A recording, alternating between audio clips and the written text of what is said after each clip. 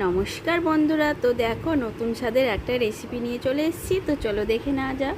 তো এই যে পটলটাকে ওপরের চোখলাগুলোকে চাকুর সাহায্যে ছুলে নিয়েছি। ছুলে নেওয়ার পর ভালো করে ধুয়ে পরিষ্কার করে সাইডে রেখে দিয়েছি। তো গ্যাসে কড়াই বসিয়ে দিয়েছি। কড়াই বসিয়ে দেওয়ার পরে যে জল দিয়ে দিয়েছি, জলটা ফুটে গেছে। এবারে পটলগুলো একে একে দিয়ে দিতে হবে।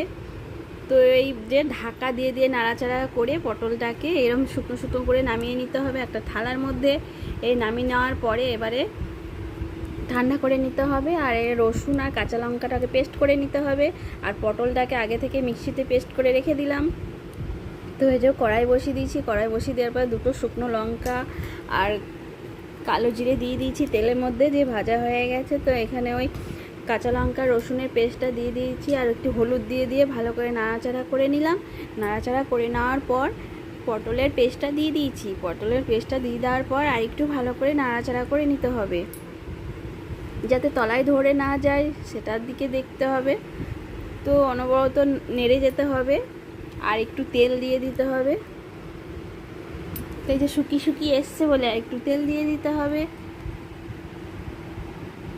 তো বন্ধুরা, তোমরা অনেকে ভাজা পেঁয়াজ দাও পটলের ভর্তাতে, তো আমি আজকে কাঁচা পেঁয়াজটা ছড়িয়ে দিয়ে ভালো করে নাড়াচাড়া করে নিলাম।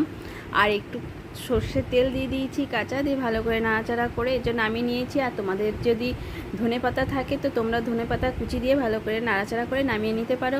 আর যদি ভালো লাগে তো একটা লাইক কমেন্ট করো। আর এই পটল ভর্তাটা কাঁচা পেঁয়াজ দিয়ে খেয়ে তোমরা দেখতে পারো, অসাধারণ লাগে খেতে।